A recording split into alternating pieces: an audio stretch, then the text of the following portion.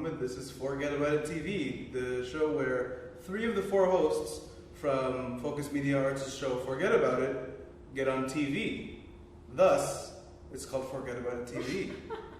My name is Dayam. I'm one of the community media journalists here at Focus Media Arts. My name is Samir. I'm also a community journalist, and I love what I do. And my name is Simon. I am also a community journalist. It seems Samir is the only one who loves what he does. No, Okay. I do too. Oh, yeah, me too. We all enjoy this job. What's up, guys? How you been? Good, I've been good. Yeah? We're gonna get into some deep conversations today, something I feel like everyone should know. And if you don't, it'll be more of an educating process for all of us.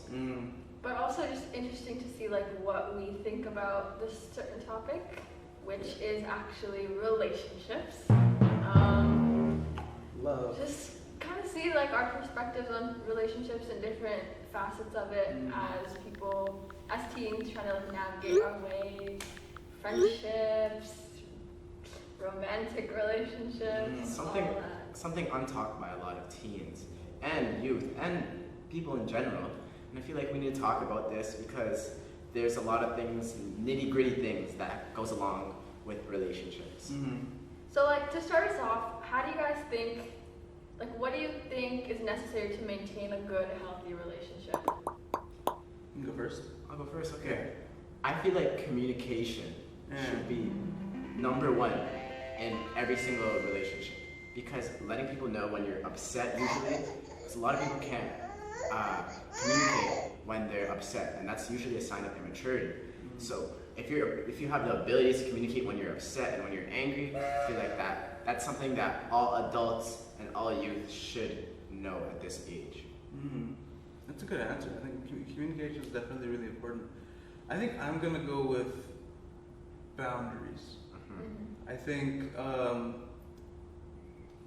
just everyone has their own boundaries. There's certain stuff for me, I'm someone who I need my alone time from literally everybody. There have been times where I walked out of my room, seen my family, and went, I want to go to my bed. So any partner of mine is gonna have to understand that there's gonna be days where I just lay in bed and watch YouTube or a movie all day, and I'm not gonna text them. But still, they are my person. They are the person I want to share everything with. Just not on this specific 8-hour window. Yeah. No, I think I agree with both of you guys. Communication and boundaries. But I would say communication first because you would have to be able to communicate the boundaries. You know what I mean? But it's obviously easier said than done. Oh, for sure. Because there's just so many things that can make it hard for people to communicate. But I think you have to be able to work out that dynamic with your person. Yeah. And it doesn't always have to be spoken. You can have you can communicate in other ways. Vibes, for example. Exactly. And for me, I feel like another thing is trust. And I feel like a lot of men can't communicate because they feel like they can't trust their partner or even their friend, because this is all types of relationships. Right. And they feel like they can't open up and trust whoever they're speaking to, and that's why they feel like they can't communicate. So it's a lot of underlying issues with communication that could be the main factor of why they aren't able to communicate. Yeah, I think emotional baggage when it comes to going into that type of stuff is really interesting, right? When you think about, I know there's the meme of who hurt you, but actually, Who hurt you? But actually though, what happened?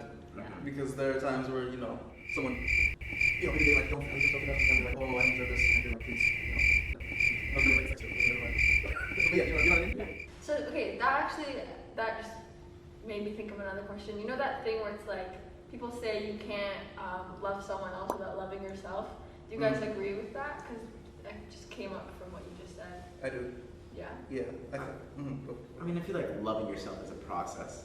I don't think anyone really truly loves themselves, and it's literally a work in progress. Because down the line you'll have a lot of insecurities, etc. And it's kind of if you're with someone, working with your partner, when you have that insecurity, instead of letting it ruin your relationship.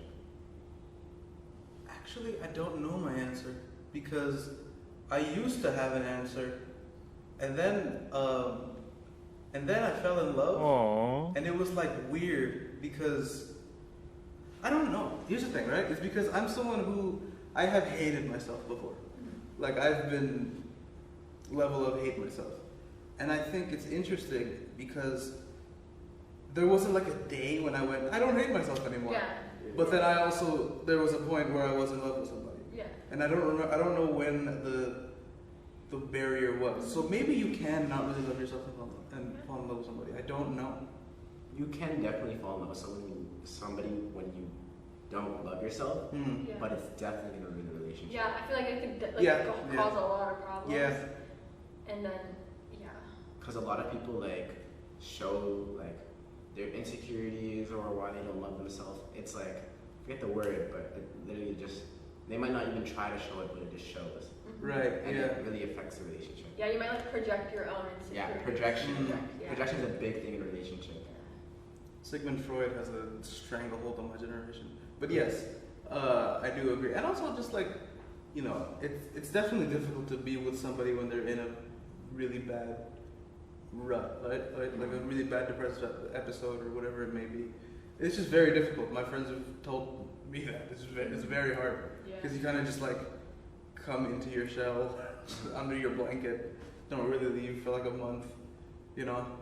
I do understand that. Yeah, I feel like if you don't love yourself, it's hard to do anything, much less, you know, get into a long-term committed relationship, partnership, whatever you want to call it, right? What tends to happen is it rubs off on them, and it's just like their sadness becomes like your sadness. Yeah. And it's really sad because, you know, it's like you like someone and you want to help them, but at the same time, it's also you're affecting your mental health. So you're kind of at that crossroad of like, what do you do? You have contagious depression. Yeah. But like, it literally, depression spreads, no cap. Yeah. It can take a toll on somebody else. Like it can be exhausting. You know. I guess that's what it means. Like you can't really. Well, I mean, you can, but it could obviously like affect the relationship, like not loving yourself. Yeah, that for sure. But also at the same time, like I feel like, you know, like the thing with falling in love is that it's such a strong, like potent emotion. And sometimes it just kind of happens, right? So it's so it's hard to like I don't think you ever mean to do it. I don't think you ever mean like today. I'm like when you watch a horror movie, it's like, oh, I'm gonna get scared today. Yeah. You don't go out and do something and go, oh, I'm gonna in love today. Like that's not what really happens. But also like it just happens, right?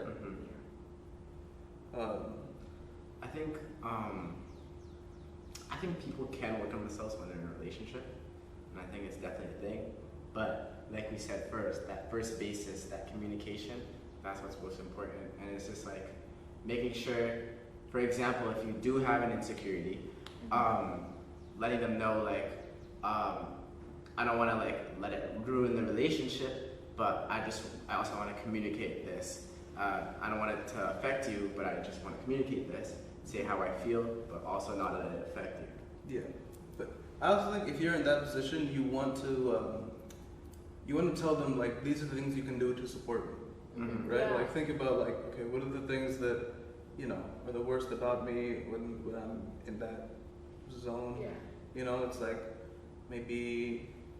Oh, we can talk about me actually. Like for me, it's a lot of staying in bed, not really doing anything, smoking a lot, and you know, for me, all I really ask of my friends, which honestly probably not enough, but honestly, all I ask of my friends is just like hang out with me like once a week. Yeah. Or just hang out with me, and we're good. Which I mean, a social worker would probably tell me I should be asking for more, but like, I'm with Saima and Samir today, so. But I think also like you could be in a relationship and your partner can help you like love yourself more. Yes. But then I think that also kind of ties into like toxic relationships because you can become really like dependent on someone. But it honestly depends on like the situation. Yeah. Because sometimes like they can really like feed your ego and stuff, you know.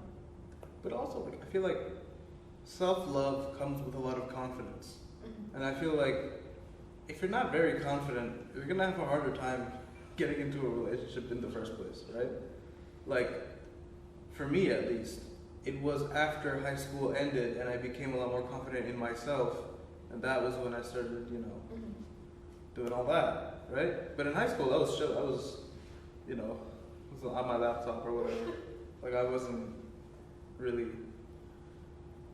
you know, I wasn't really spending much time interacting with my romantic side.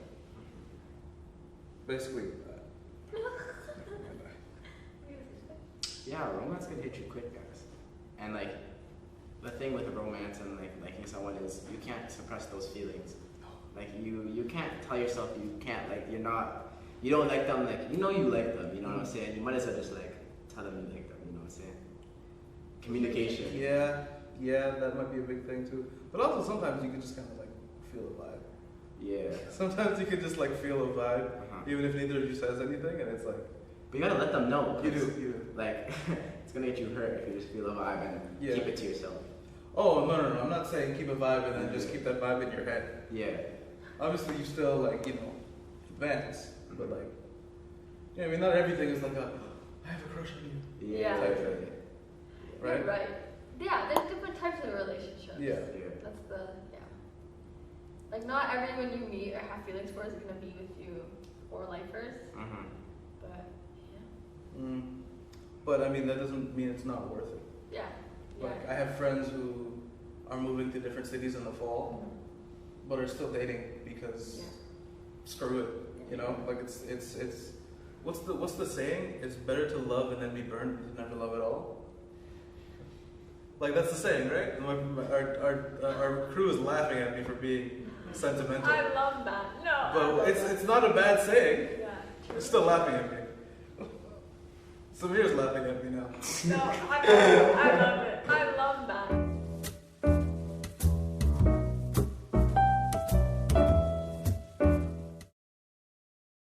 All right, ladies and gentlemen, as I said last week, we're here and we are community media journalists. And I remember the first day of work, my boss sort of told me, he didn't tell me directly, but he told me indirectly.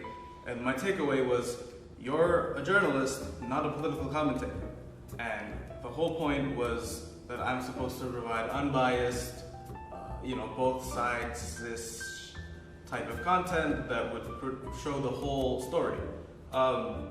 Today I'm not going to be doing that. Today I'm going to be telling you my opinion. This is my monologue for week 2. So last week I spoke at length about my issues about how the Toronto City government treats unhoused people. But I believe that criticizing a system and not providing a good alternative is honestly just a waste of time. Also, on a completely unrelated note, did you know that the Toronto Police's yearly budget is more than $1 billion? That's right, today we're talking about defunding the police. To understand what it means to defund the police, we have to understand the purpose they serve, and to understand that, we have to have a conversation about crime. My belief in this idea, in the whole defund the police idea, is based on the premise that poverty is the root cause of crime. I don't believe people are inherently bad, and I don't believe that people are liars, thieves, and murderers just because they are. The vast majority of criminals are people who grew up in inner city neighborhoods that were caught up due to the socioeconomic conditions and the environment that they grew up in. That is my fundamental belief. And if you disagree with me there, you're going to disagree with everything I have to say. But what's the police's role in that? Ideally, the police are supposed to act as a deterrent, to keep people from committing crimes out of a fear of being put in prison. The problem is that it's a reactionary approach. We've all seen Spider-Man jump into a bank and stop a robbery as it's happening. But the police aren't superheroes. They're regular people who come in after the crime has already happened. There's no prevention there. And that is the goal of defunding the police. Not just removing them and allowing the purge to take place, but taking the funds from the $1 billion police budget and reinvesting them into lower income communities. That way, through the development of things like social programs for youth, jobs programs, community-based organizations, grassroots organizations, and even more that I haven't even mentioned, you can create an environment that encourages the young people in the community to get involved with more productive, with no street stuff, you know, with not crime. It's preventative criminal justice. Rather than criminalizing people after they make decisions influenced by their socioeconomic conditions, you disrupt that process and help people find passions, hobbies, and things to do that don't harm their community or themselves. Now, this is of course not to imply that working class people from these communities, many of whom are people of color, are prone to crime. It is to say that when people are forced to live in conditions that make basic necessities difficult to come by, it's not surprising that people turn to crime. But by investing in the community and fostering and improving the conditions of the working class, you are actively preventing crime. But that's just the angle that I take. Lots of people believe in defunding the police when it comes to improving housing so that the encampment raids don't happen again. Many people believe in defunding the police to put a stop to police brutality. To, you know, obviously defund the police, there's less police officers, less police brutality. That's just basic, right? Whatever your belief is though, I think, you know, the knowledge that policing is a reactionary system that frankly doesn't work. Like, although we may not be as violent of a city as we used to be in the 80s, crime isn't close to being over. Like, we're not at that level where we've almost beat crime. And regardless of the way you look at it, whether you're an indigenous leader whose community has been oppressed by the RCMP for generations, whether you are an unhoused person who's been harassed and compassionately removed from your tent, I think with the recent shift towards very leftist ideas in the mainstream, the idea of defunding the police is more possible than ever if we didn't have a conservative government that believes in defunding everything. But what can we do but hope? What can we do but organize and talk about it? All right, ladies and gentlemen, that was a great show. What'd you guys think? I feel like I could be in a relationship now. Look at that. We had a great show. We'll be back next week talking about more stuff that probably more like this, so that you can watch it anytime. It's not dated, but check us out on our social medias, Regent Park Focus. Check us out on our website, Catch the Flavor, and our YouTube as well. Regent Park TV. Regent Park TV. Bye. Make sure to like, comment, and subscribe. And when you do subscribe, hit the little notification bell so you never miss out on any of our content. If you'd also like more, you can find us on our other social media platforms. And if you want even more, you can look at our website.